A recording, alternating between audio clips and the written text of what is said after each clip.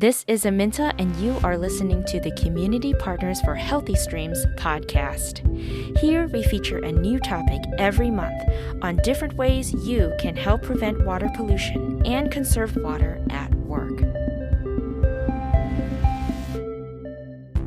We've talked about catch basins, detention ponds, and retention ponds, all examples of stormwater infrastructure. These are specific parts, often meticulously designed and engineered to control the flow of stormwater during a rain event. Many of us may manage, own, or work in a building where stormwater control structure is a prominent part of the exterior landscape. And private businesses, much like residential homeowners, either maintain their landscapes on their own or, more often than not, work alongside a skilled landscape contractor or professional. What should we clearly communicate with them when it comes to stormwater management?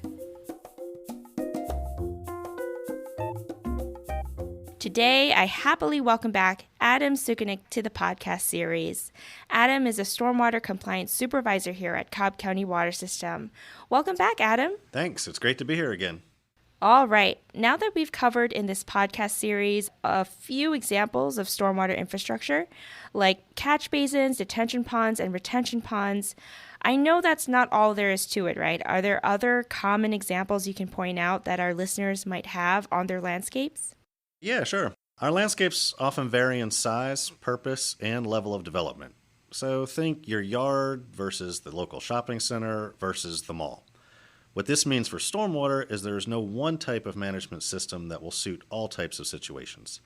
Let's start off with catch basins. You see them by the street curbs or in parking lots. Catch basins are inlet control structures where stormwater flows in from the street and discharges either into a detention basin or a local waterway. What if you have a significant amount of unpaved landscape on your property? Could you give us some examples of stormwater systems that can be commonly found? A very common example is a stormwater ditch or a culvert or a swale. We use the terms interchangeably.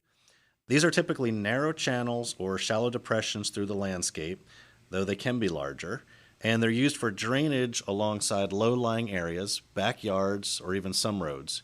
Usually they're vegetated, but they can be lined with rock and look like a dry riverbed. So why is the lowly stormwater ditch just as important to take care of as a retention pond, for instance? A stormwater ditch in your yard keeps water from pooling on your property, so that's a good thing. Along the road, a ditch helps drain water away from the driving surface. Once water is in the ditch, the vegetation helps slow water down, allows some absorption into the soil, and provides time for pollutants to settle or be filtered before reaching our streams and creeks. If ditches are neglected, polluted with trash, collecting debris, or overgrown with vegetation, it could impede the flow of water and cause the very flooding they're trying to prevent.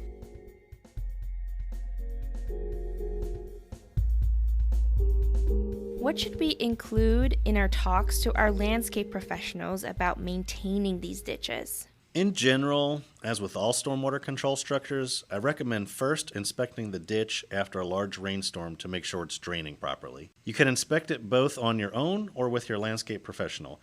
If it isn't draining properly, you may need to check the ditch's path, particularly the inflow and outflow structures for any obstructions.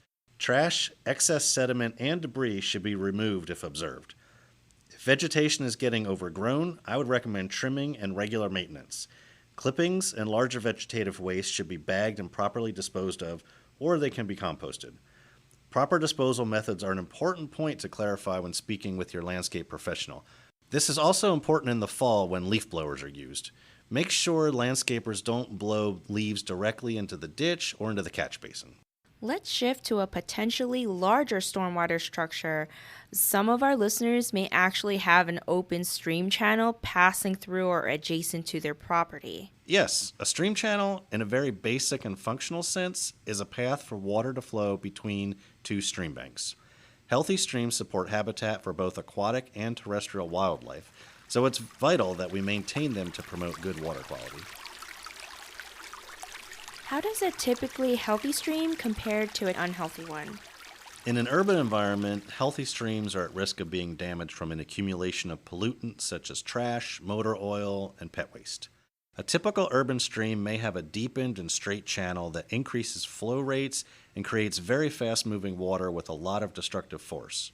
However, in respect to our discussion about stormwater, Less obvious conditions, like a heavily eroded bank with a lack of vegetation, is also a bad sign.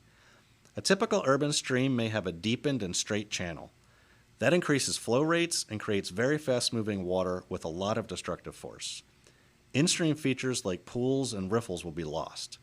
This is critical because deep pools of slow-moving water and faster riffles containing river rocks and gravel are habitats for macroinvertebrates and fish. A healthy stream should have a variety of habitats as well as a healthy stream buffer with 25 to 50 feet of natural vegetation along both sides. What are some ways that we can help maintain our stream channels? That's a bit difficult to answer because there's so many variables, but in general, there are a lot of things you can do by yourself or with your landscaper. The first step is to protect the stream channel by keeping it natural, clearing out accumulated debris and not dumping yard waste on the stream banks, or any other place where it could be picked up and washed away during high flow events. I highly recommend you take the time to inspect your stream after big rain events. This helps you understand what's happening during high level flows. Are the banks well vegetated?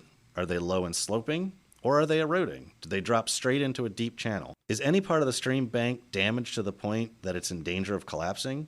If your stream bank's damage is mild, you can prevent it from worsening by stabilizing with rock, followed by some appropriate plantings, which your landscape contractor may be able to assist with.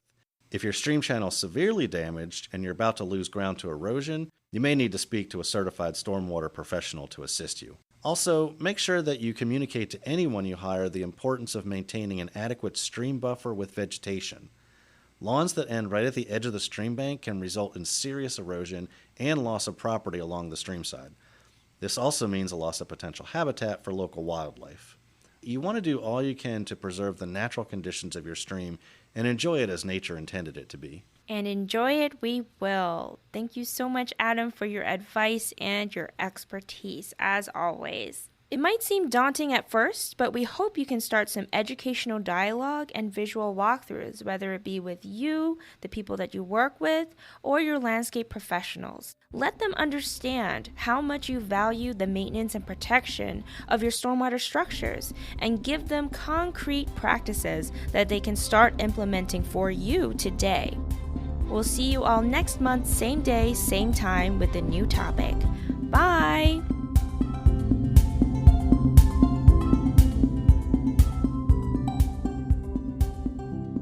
The intro and outro music titled Easy Living is by Agnes Valmagia under the Creative Commons 4 license. To visit online, go to filmmusic.io/song/6832-easy-living. And for the license, go to creativecommons.org/licenses/by/4.0.